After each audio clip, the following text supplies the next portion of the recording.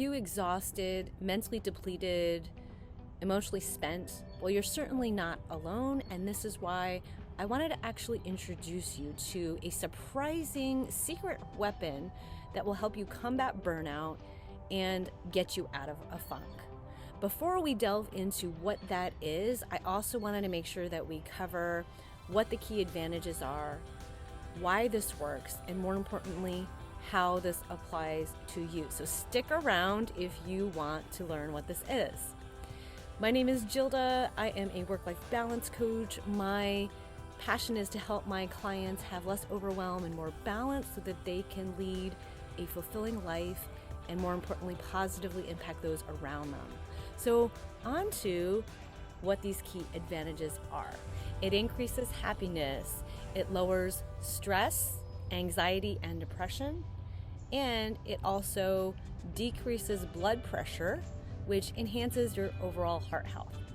My personal favorite benefits happen to be that people report feeling stronger and more energetic as a result of this, and it increases feelings of self-esteem and self-worth. My absolute favorite is that it increases your longevity.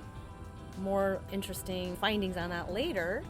And it also slows down the aging process, aka helps you staying younger looking longer. So love that. So at this point, I'm sure you're super curious as to what it is. But before I share what that is, very quick caveat.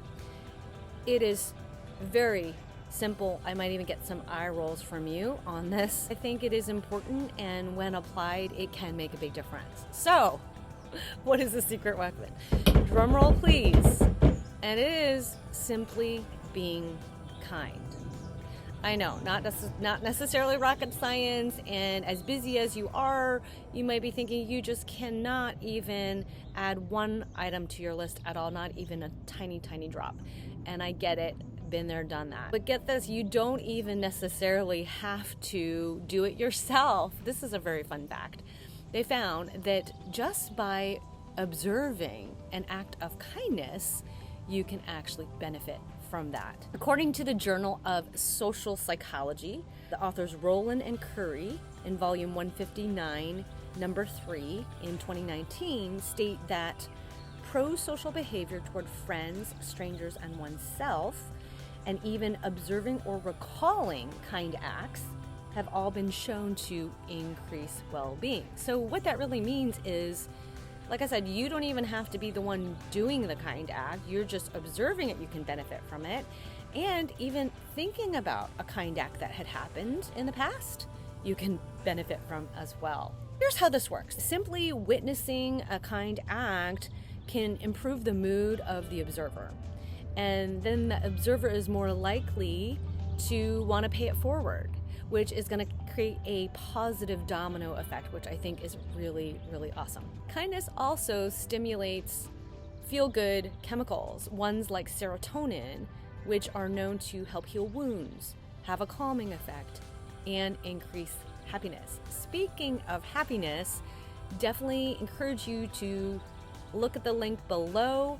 There is a free daily happiness formula that can help boost happiness, as well as a complimentary guide on how to focus on your priorities. If you haven't had a chance, definitely take a look. So why does this work? According to research done by Emory University, when you are kind to another individual, the pleasure and reward center within your brain lights up. And it's almost as if you're the recipient, you're the one receiving the kindness, but you're actually the giver of the kindness in this case. So really the positive effects are similar in both cases, the giver as well as the receiver. And get this, according to Christine Carter, who's based out of the UC Berkeley Greater Good Science Center, people age 55 or older who volunteer for 2 or more organizations have a 44% lower likelihood of dying early. In other words, it increases our longevity. And this is after factoring out, or actually accounting for, major contributing factors of things like your physical health, how much you exercise, whether or not you smoke, your marital status, your gender, and a whole slew of other components. In fact, they found that this was actually stronger than exercising 4 times a week and going to church. So, what does this all mean, and how does this apply to you? So you might already be on the brink of, if not already, burned out. And if that is you, I highly encourage you to seek out the support you need, whether it's a therapist, a friend, or a coach. I'm also a resource, and I do discovery calls with clients to map out a plan for how to integrate more balance and make it more sustainable in your life. Who has the time or energy for this? Well, good news.